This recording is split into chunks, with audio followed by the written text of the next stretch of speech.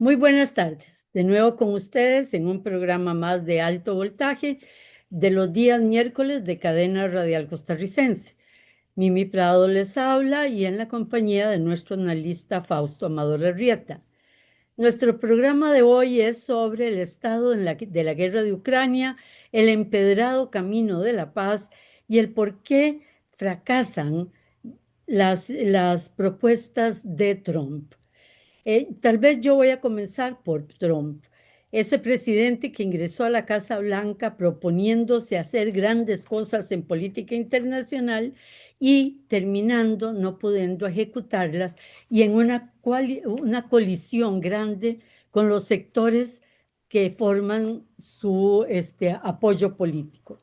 El hombre fuerte está mostrando enormes debilidades y para hacer la cosa mucho más complicada, sobreactúa y sobrereacciona a los distintos problemas que enfrenta, aumentando estos, como en el caso de California, que queriendo dar imagen de hombre fuerte, ha creado un incendio en, en ese estado.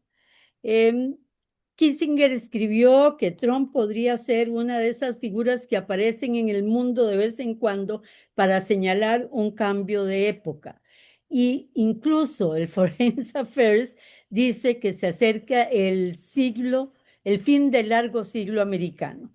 Pero volviendo a la propuesta de paz en Ucrania, Trump no encontró aliados en Europa, al contrario, enfrentó y está enfrentando zancadillas que le ponen los neocons del gobierno de Biden y que todavía están al interno de su gobierno, junto con los eh, países europeos. Estos esperan poder mantener la guerra hasta que Trump salga del gobierno. Por supuesto que las acciones erráticas de Trump no ayudan en esto. Señal clara de esto es lo sucedido con el ataque a la triada nuclear rusa en la semana pasada por las fuerzas ucranianas.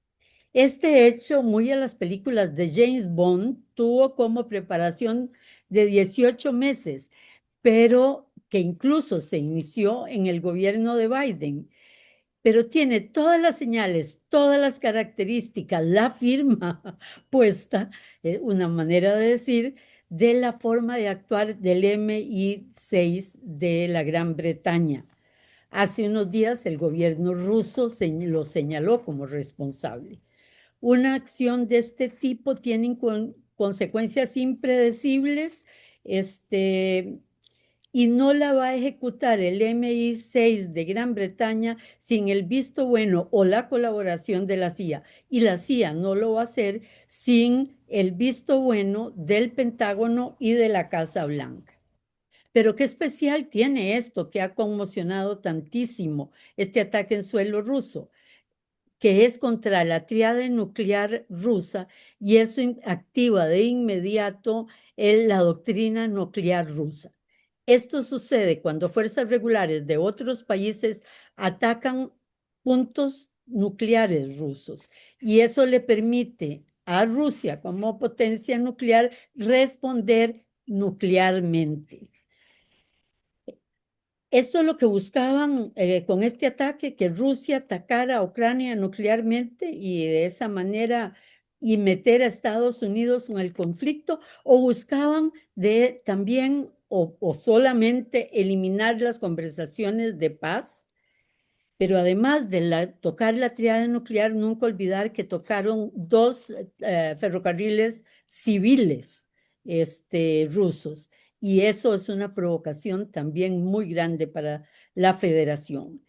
El tratado START, que es de los pocos tratados o el único tratado nuclear, no estoy tan segura que aún se mantiene en vigencia. No Este está en vigencia.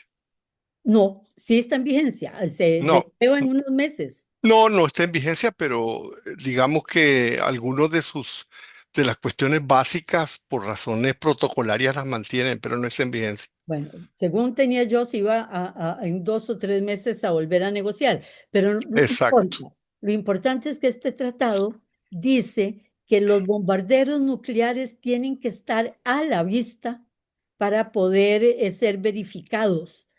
Y los bombarderos nucleares que fueron atacados estaban por eso a la vista. De inmediato el Kremlin pregunta si Trump sabía del ataque. Inmediatamente Rubio y Trump, el secretario de Estado Rubio y Trump, niegan estar informados. En una aparición en televisión nacional en Estados Unidos, el general Flint, asesor de seguridad nacional destituido por Trump, señala del enorme peligro de romper el Tratado START y de la tremenda irresponsabilidad de este ataque.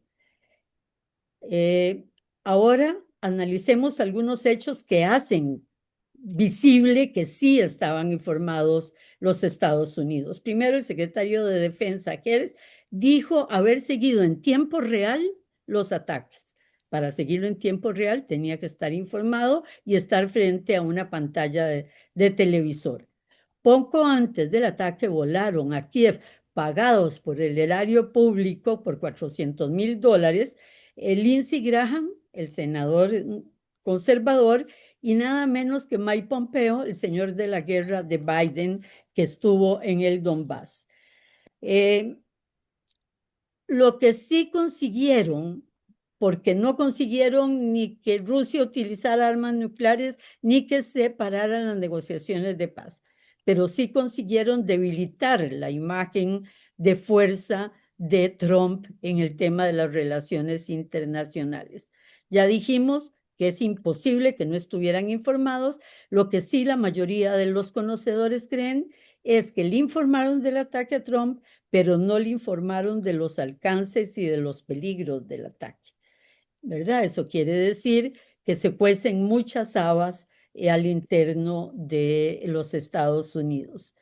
Eso obligó a una vergonzosa salida de Kellogg's, Rubio y Pompeo, perdón, Rubio y el mismo Trump, diciendo que Rusia tenía derecho a tener acciones muy fuertes contra Ucrania, y una salida brillante de uno de los diplomáticos más importantes del mundo, el canciller Lavrov de Rusia, que con enorme elegancia e ironía, después de decir que el MI6 era posiblemente el implicado en los ataques, dice, y lo quiero leer textual: Estados Unidos quizás pueden estar implicados, pero por inercia. Muy buenas tardes, Fausto. Buenas tardes, Mimi. En realidad voy a tocar un poquito sobre si lo sabían o no lo sabían. No es, desde el punto de vista orgánico y funcional, no es cierto que los operativos de la CIA ni siquiera comuniquen muchas veces a la central de la CIA sus operaciones, mucho menos los operativos administrativos de la CIA, analistas, etcétera, a una nueva administración.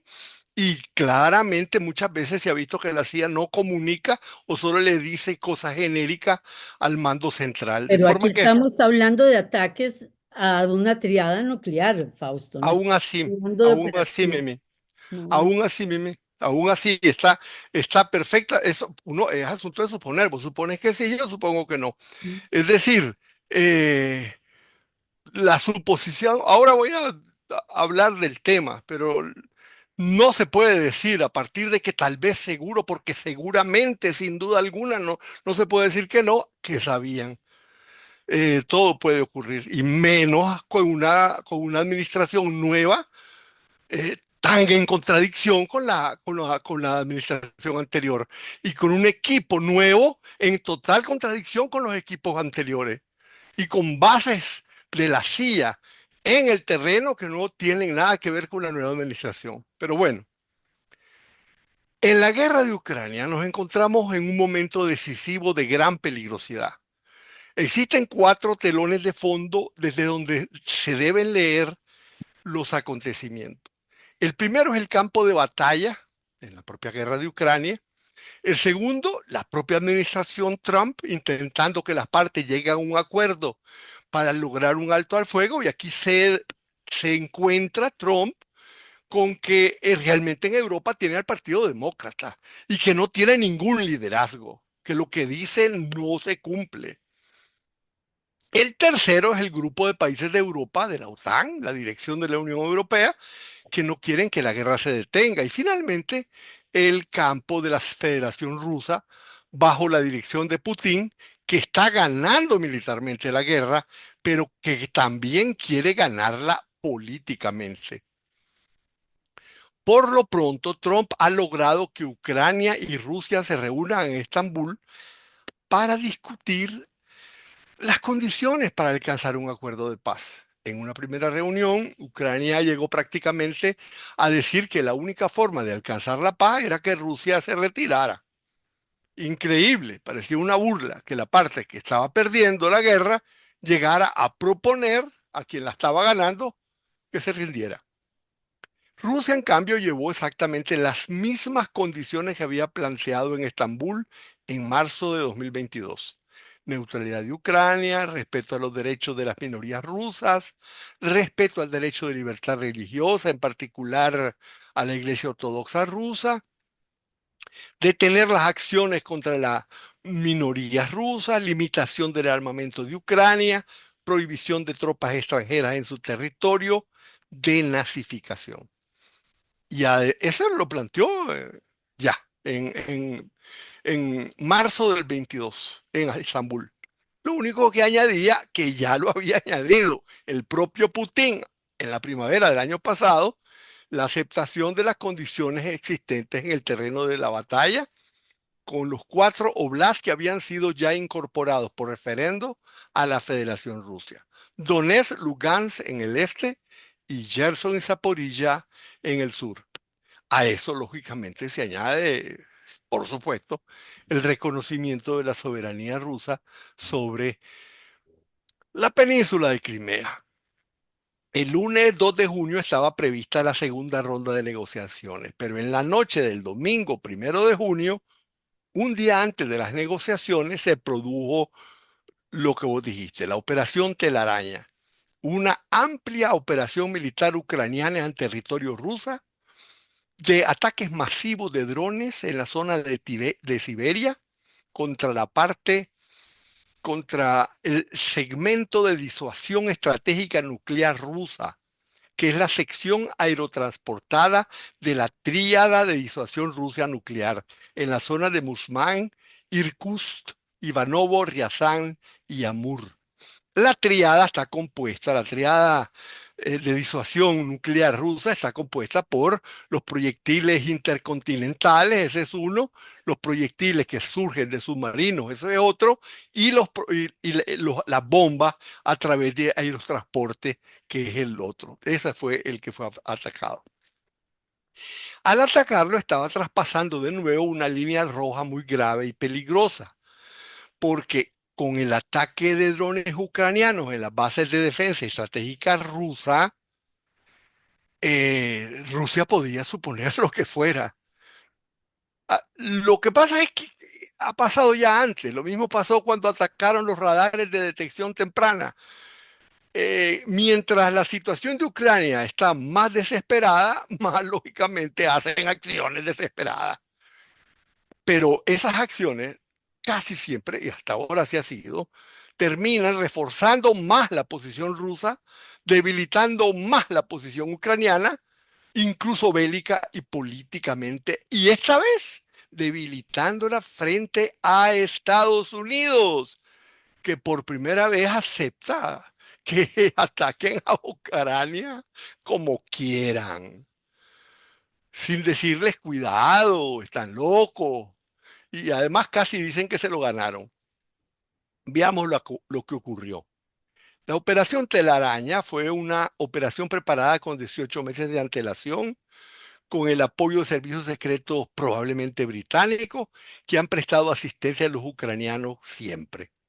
La CIA es imposible que no hubiera sabido que se iba a producir ese atentado, y en eso estoy totalmente de acuerdo con vos, porque tiene todavía 20 bases operativas en Ucrania y su comando funciona en el mismo centro de operaciones en Kiev donde opera el MI6 británico.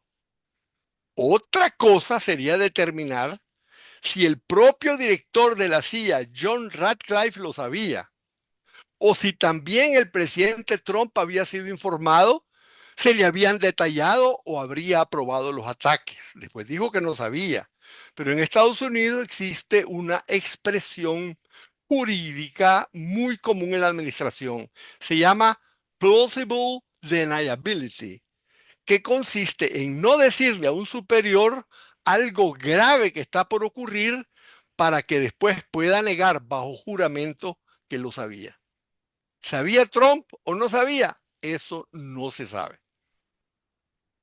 Pero va a ver lo que dijo Lavrov. Es muy importante. Quiero relatar rápidamente lo que pasó. En un almacén alquilado en la zona de Chelyabinsk, se montaron un número indeterminado de drones, muchísimos, dentro de una decena de contenedores modificados, camuflados con pequeñas cabañas supuestamente para transportar casas prefabricadas. Y en la noche del 1 de junio, los contenedores fueron remolcados con camiones hasta ponerlos cerca de los objetivos que debían ser atacados, algunos situados muy lejos de Moscú, cerca de 5.000 kilómetros, y desde allí atacaron 5 aeropuertos: Yagilevo, Belaya, Olyenia, Ivanovo y Ukrainska. La dirección ucraniana y la prensa occidental clamaron inmediatamente el gran suceso, la operación perfecta. Deutsche Welle, Reuters, Associated Press, etcétera, eh, reportaron a Zelensky diciendo que era una operación que les tomó más de un año, que había sido perfecta, que todos habían escapado. En fin, afirmó haber destruido más de 40 aviones. 46, creo que dijo. No Dijo, importa.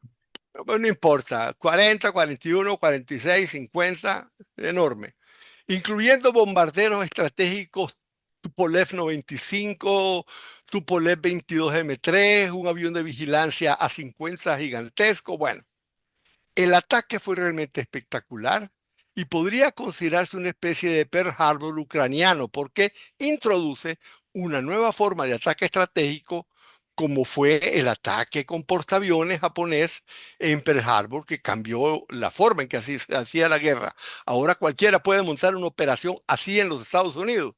Y si se hubiera sabido, la operación de las Torres Gemelas tal vez habría sido distinta. Y en estos momentos los Estados Unidos no pueden saber si cualquier camón que esté cerca de sus bases es una operación semejante que puede hacer cualquier grupo terrorista. Bueno, fue una maravilla de planificación y ejecución, y tuvo todos los elementos de secretividad, implementación tecnológica y casi perfecto funcionamiento operativo a distancia en el comando dirigido hacia los objetivos. Sin embargo, el ataque no salió como se esperaba. Pobres resultados. Más allá de lo que se ha dicho sobre este ataque, técnicos digitales occidentales realizaron un examen satelital más preciso, que coincidió con el comunicado dado por el Departamento de Defensa rusa. Esto es lo que dicen. De los 5 objetivos, 3 fallaron completamente. Uno, en el que iba al aeropuerto de Ukranka, que ni siquiera fue alcanzado por un dron, porque los remolques que los transportaba se incendiaron y explotaron al llegar a la zona de operación. Y luego fueron encontrados quemados en la carretera. Otros 2 aeropuertos, Ivanovo y Ryazán, en un radio de 200 y 400 kilómetros de Moscú, fueron alcanzados. Pero esos aeropuertos estaban muy cerca del sector de operaciones de sistemas de defensa de guerra electrónica que los protegían. Ahí las defensas resultaron muy eficaces porque interrumpieron el flujo de datos y los operadores perdieron el control de esos vehículos. Las imágenes satelitales mostraron, esas se pudieron ver porque no hubo humo, la caída de los drones en el prado frente a las pistas. Todos cayeron ahí, evidentemente. En otros 2 aeropuertos, los ataques ahí sí impactaron las naves. Fueron en Irkutsk y en Belaya. Ahí fue donde se produjeron los mayores daños porque todo salió como planeado. Se aparcaron los remolques de los contenedores en un área de servicio de camiones que está muy cerca del aeropuerto. Y ahí se abrieron los techos y empezaron a salir los drones. Sin embargo, en Ikul se produjo algo inesperado. Muy lindo, muy lindo. Los camioneros rusos que se encontraban en el área de servicio del parqueo vieron salir los primeros drones y se dieron cuenta de lo que estaba pasando y se tiraron encima de los camiones. Con llaves mecánicas comenzaron a golpearlos, impidiendo que levantaran vuelo. Esto sin duda limitó mucho los daños, ya que parece que ese aeropuerto no contaba con las defensas de Riazán o Ivanovo. Aquí resultaron dañados 4 Tupolev y 2 Tupolev-22. En el aeropuerto Oleña, en la región de Murmansk, resultaron afectados otros 3 aparatos. Y aquí tampoco parecen haber sido muy eficaces las defensas en este caso, porque algo salió mal, porque los daños que causaron no fueron muchos. Todos los medios de comunicación occidentales hablaron casi unánimemente de 40 aviones destruidos, vos decís 46, 41, en fin. Pero fueron solo 9 en total contabilizados, incluso por la escuela militar chilena. A pesar de ello, fue un duro golpe. El punto es que algo tiene que ser aclarado. ¿Por qué los rusos dejaron estos bombardeos estratégicos al aire libre? ¿No era acaso un descuido como cuando se aparca un carro no en el garaje, sino fuera de la casa? En realidad, yo leí todo el Tratado de START y en ninguna parte dice que tienen que dejar los bombardeos al aire libre, pero se ha sobreentendido que por transparencia en el nuevo Tratado de START, que precisamente están en proceso de ver si se renegocia, hay convenciones no escritas de seguridad que determinan, entre otras cosas, que los bombardeos estratégicos se dejen visibles para que puedan ser vistos desde los satélites. Por eso estaban afuera y eran vulnerables. Y eso, que sean más vulnerables, porque Rusia los hace más vulnerables, hace que sea más grave el ataque porque aparece como un ataque a traición. Los propios Estados Unidos tienen muchos al aire libre. Yo creo que aquí podemos hacer un corte. Regresamos con ustedes en unos... De nuevo con ustedes. Al corte, Fausto nos estaba haciendo una narración de lo sucedido con los ataques a la tríada nuclear rusa por parte de Ucrania. Así es, podemos decir que el ataque tiene un valor extremadamente estratégico, político y mediático, pero en el equilibrio de fuerzas en el conflicto no supone ningún cambio.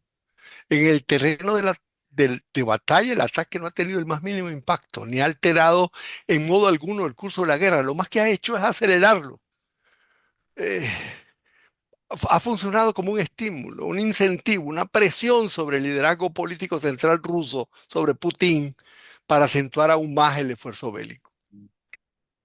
Lo grave no fue la destrucción de esos aviones en sí misma, sino en la función que esos aviones cumplían como parte del arsenal nuclear estratégico disuasorio ruso, donde en la triada un grupo de aviones estratégicos, cohetes intercontinentales y submarinos forman esa triada de disuasión nuclear.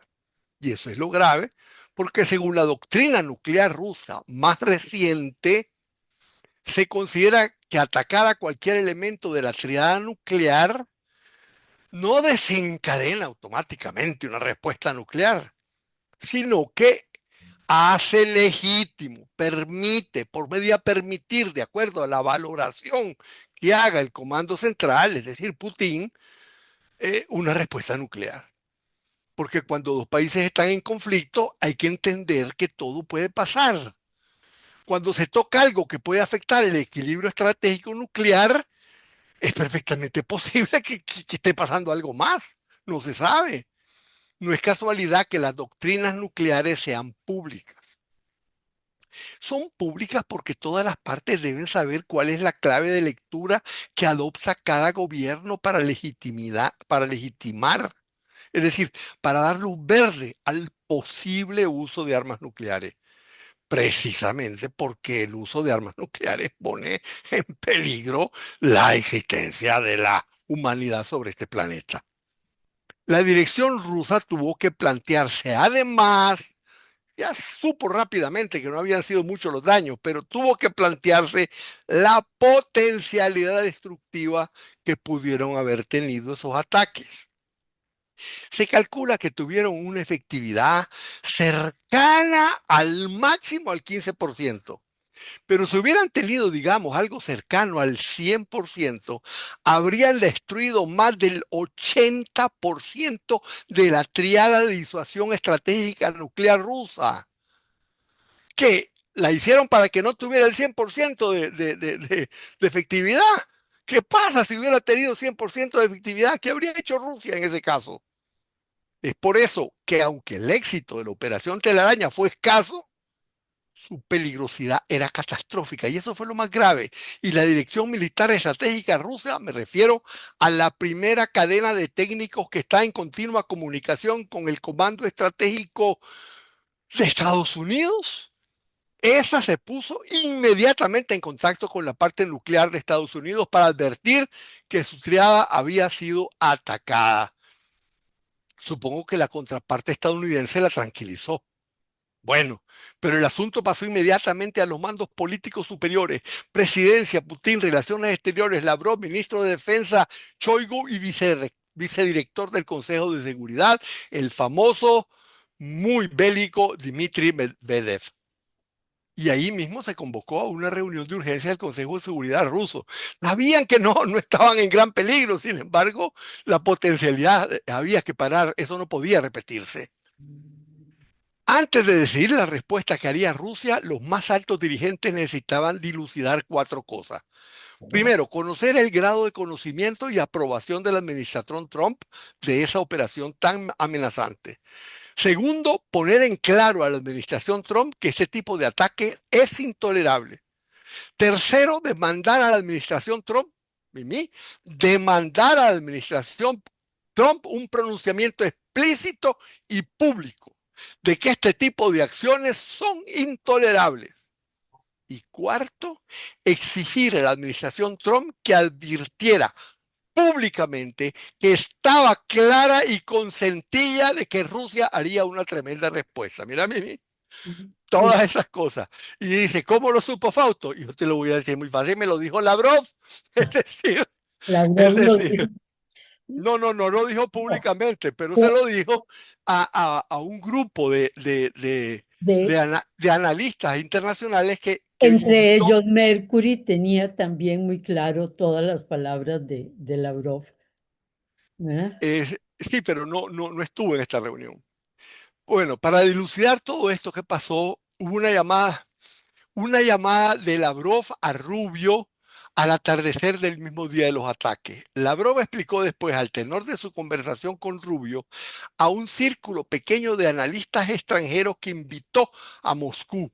Entre esos invitados estaba Larry Johnson, quien después explicó, porque él es analista de inteligencia de los Estados Unidos y fue parte de la CIA, que ese tipo de cosas ocurre y que no siempre se cuentan todo y que él cree que habían dejado a oscuras a la administración. Pero bueno, Lavrov contó lo que había hablado con Rubio. Dijo, le dijo a Rubio que Putin le había dado a Lavrov instrucciones de preguntarle a Rubio qué sabían los estadounidenses de, de ese ataque. Rubio dijo que nada. De informarle además, y esto es importante, Putin me dio instrucciones precisas de informarle a usted que de que diga lo que diga, la operación es una violación de la política de disuasión nuclear de Rusia, es un acto inaceptable y que en consecuencia tendrá graves consecuencias. Adicionalmente, Lelov le dijo a Rubio que Putin lo había instruido en advertirle que esperaba a Rusia que Estados Unidos reconociera públicamente la gravedad de estos ataques y aceptara públicamente que había sido advertido de que se produciría una represalia a Rusia. Lavrov también le dijo a Rubio que Putin iba a hablar al día siguiente con Trump después de recibir el informe de Lavrov. Al parecer, Rubio dijo que Estados Unidos no sabían nada, concordó que había sido grave, aceptó todo lo que le demandó Lavrov. Y exactamente al día siguiente, nada menos que el belicista neocon Kit Kellogg fue obligado, porque no me digan que lo hizo No, voluntario, él a, a precisamente fue declarar obligado. públicamente en televisión las tres cosas que Lavrov había dicho que hicieran, que la operación Telaraña había sido un ataque de la tríada de disuasión nuclear rusa, que eso le parecía básicamente, lo digo con esa palabra, basically unacceptable, básicamente inaceptable y que elevaba los niveles de riesgo de una guerra nuclear. Lavrov también explicó que en la reunión posterior del Consejo de Seguridad Rusia con Putin, yo dije, le contó Lavrov a Johnson y a la gente con la que estaba hablando, dijo que no podían caer en la trampa de estas provocaciones criminales que estaban claramente diseñadas para descarrilar las conversaciones de paz y continuar con las entregas de armas de las Naciones Unidas y empujar a los Estados Unidos a volver a implicarse plenamente en la guerra. En la reunión esa que está contando Lavrov, Putin explicó que quería ver el tipo de actitud que tenía Trump ante la operación Telaraña y qué actitud tendría ante la advertencia de que Rusia respondería. Y dijo que esperaba que Trump hiciera público que estaba claro que Rusia iba a responder con fuerza. Entonces, conociendo de Lavrov la respuesta positiva que obtuvo de Rubio, se decidió en el Consejo de Seguridad ruso bajarle el tono a las consecuencias estratégico-nucleares de esas acciones, bajarle el aspecto militar y aumentar el tono al aspecto terrorista de los ataques que ocurrieron el día antes de la Operación Telaraña, cuando se detonaron, como vos señalaste, cargas explosivas en líneas ferroviarias justo antes del paso de un tren, de dos trenes de pasajeros. Dijo Lavrov que eso cambiaba el carácter de la operación especial y la convertía en una guerra contra el terrorismo. Lo mismo repitió después Putin. Cambiar de operación especial a guerra contra el terrorismo tiene una serie de implicaciones No, legales, tácticas y estratégicas que la ley otorga a la dirección del Estado ruso cuando está en lucha frente a un rival militar. Es decir, una cosa es la rivalidad entre estados y otra cosa es la lucha contra el terrorismo. Putin dijo que la dirección de Kiev era una dirección terrorista frente a los cuales estaban validados, consolidados y legitimados para ejercer cualquier represalia. Esto puede significar cualquier cosa, ya lo veremos. Por lo pronto, también Larry Johnson explicó que Putin, digo, que Zelensky tiene un grupo de más de 150 guardaespaldas británicos. Al día siguiente, Trump y Putin hablaron por teléfono. Putin logró que Trump aceptara todo esto que estamos hablando. Y bueno, Trump dijo que sí, que le habían hablado de esto y que Putin le había dicho que tendría que responder con fuerza. Lo dijo públicamente en su red social. Horas más tarde, cuando Trump se encontraba a bordo de su avión, un periodista le preguntó, señor presidente, ¿y sobre Rusia y Ucrania cambiaron en algo su opinión los ataques con drones de Ucrania contra los bombardeos dentro de Rusia? Mostró eso, tal vez que Zelensky todavía tiene cartas. Y Trump le respondió, bueno, yo pienso que le dieron a Putin una buena razón Y lo para, dijo, para enseñarles el infierno a bombazos. En palabras de Putin en inglés, dijo, de they gave Putin a reason to go in and bomb the hell out of them. Fuertísimo, ¿verdad? Sacarles el infierno a bombazos. Y Trump simplemente dijo que estaba claro que eso es lo que iba a hacer Putin y en ningún momento dijo que se oponía a eso o que le iba a hacer ninguna advertencia. Bueno, al final de estas reflexiones, yo quisiera que ahora nos concentráramos en las razones políticas de por qué en esta guerra de desgaste Rusia se ha contenido de lanzar toda su fuerza y terminar la guerra de una vez por todas. Existen enormes presiones internas para que lo haga, incluso fuera de Rusia, ¿verdad? Pareciera controversial el hecho de que teniendo de sobra la fuerza para acabar esta guerra, no lo haga. Se plantean entonces dudas sobre si realmente Rusia está teniendo fuerza de terminar la guerra. La opinión de todo el mundo es que sí, que la tiene. Entonces, ¿por qué no la termina? Aquí hay que recordar que una guerra es al mismo tiempo un hecho político tanto como un hecho militar. La guerra esta de Ucrania se produce, agudiza y cataliza adicionalmente el proceso de transición de dos épocas. Y aquí voy a subrayar algo que nunca hemos dicho.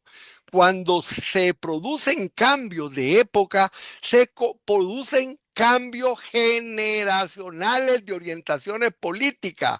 Hay cambios en la estructura mental de las dirigencias políticas.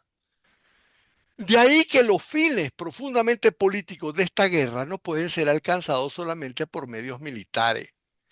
El cambio de época en el campo del imperialismo, la transición, es la transición del imperialismo agresivo al imperialismo que se repliega.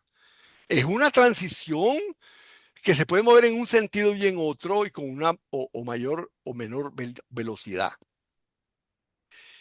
Rusia no está en guerra total contra Ucrania. Putin emprendió una acción militar para defenderse al mismo tiempo de forma militar, evitando el cerco de Rusia por la OTAN, y al mismo tiempo de forma política, defendiendo el régimen ruso, impidiendo la desmembración política de Rusia, porque el objetivo de la OTAN al rodear a Rusia no era una guerra atómica contra Rusia, era desbalancear totalmente el régimen de Putin. Y al desbalancear el régimen de Putin, debilitar la estructura de cohesión de la Federación Rusa. Entonces, los objetivos de Putin en esta guerra son tanto militares como políticos. Desde el punto de vista militar, necesita derrotar militarmente a Ucrania, convertirla en un país neutral, desde donde Rusia no pueda ser atacada, acosada, desgastada. Pero desde el punto de vista político, Putin necesita que Rusia vuelva a integrarse como un socio normal, legítimo del consorcio mundial de naciones, en particular Europa y Occidente. Putin no está queriendo acentuar la división del mundo, está queriendo detener la división del mundo y pasar a una fase superior o diferente de integración. Eso no lo puede alcanzar a bombazos. Solo lo puede alcanzar a través de negociaciones de amplio rango, que serán determinadas y condicionadas, lógico, por la victoria militar. No puede tampoco ser derrotado, pero serán conseguidas con la construcción de una nueva arquitectura de seguridad europea y mundial. Y podríamos decir nosotros que la victoria militar en Ucrania es una condición necesaria para que se produzca el contexto internacional de un acuerdo político. Es la condición necesaria, pero no es la condición suficiente. Para que algo ocurra, tienen que llenarse las condiciones necesarias y suficientes. Si falta algo, los sucesos no ocurren. Necesita la victoria, pero también necesita, más que la victoria, el reforzamiento de las fuerzas internacionales que conduzcan a una nueva arquitectura mundial de seguridad, para la cual la victoria rusa será un buen empujón, pero no será el empujón suficiente, porque no solo Rusia actúa aquí, actúan las fuerzas políticas de Europa, actúan los pueblos europeos, actúan las fuerzas políticas de Estados Unidos, actúa el pueblo de Estados Unidos. Una nueva arquitectura de seguridad mundial necesita pasar por otra victoria y por otra derrota, por la victoria del viejo Occidente dominado y dirigido por el imperialismo neoconservador, agresivo, militarista, para el cual la guerra es un negocio financiero, político y forma de vida. Y para eso se necesita que avance y triunfe el otro Occidente. El Occidente que ya ha entendido que es un imperio que se repliega, que está dispuesto ya no a dominar, sino a lo mejor a predominar, que es una cosa diferente, a afirmar sus espacios sin avasallar con guerras destructivas los espacios de los demás. Es decir, la victoria de Rusia en Ucrania debe facilitar, no obstaculizar el avance del proceso de transición. Y eso no se puede alcanzar, como dije, a bombazo. La guerra de Ucrania ya es mucho más que la guerra de Ucrania. Ya la guerra de Ucrania es el espacio donde se enfrentan dos visiones del imperialismo de Occidente. Uno que quiere renunciar a la hegemonía y otro que sabe que no tiene capacidades de mantenerla y está dispuesto a replegarse. Para eso es necesario que la victoria rusa demuestre que todos los que estaban a favor de ella estaban equivocados y que Europa entonces reclame un cambio de dirección política, un cambio de dirección de regímenes. No podemos decir que eso no es posible. Es decir, cualquiera que crea que existe la democracia no puede creer que después de esto, después de semejante barbaridad, no sea posible que los pueblos cambien de dirección. Rusia debe ganar, pero no puede ni debe hacerlo cortando totalmente lazos de comunicación y acuerdo con sus rivales. De ahí la importancia de la llegada de Trump, que por lo menos abre un diálogo. Nosotros hemos leído, y vos también, Mimi, en muchas partes que, como Lavrov decía, bueno, comparados con la vez anterior, ahora por lo menos hablan. A este grupo de periodistas y pensadores les dijo, llamé por teléfono a Rubio y sorpresa, me levantó el teléfono. Bueno, la guerra de Ucrania va a terminar en el campo de batalla, pero hay dos formas de terminar la guerra en el campo de batalla. Se habla del modelo de 1917. Allí la Primera Guerra Mundial terminó en una negociación. Horrible negociación, pero fue negociación. Alemania no fue totalmente destruida. Su ejército no fue totalmente desbaratado. Incluso Alemania no fue invadida. Luego hay otro modelo, el modelo de 1945. Ahí sí, rendición incondicional, donde no hay negociación alguna. ¿Qué va a pasar? Eso no se sabe. Por lo pronto, Putin se mueve a terminar la guerra con el modelo de la negociación.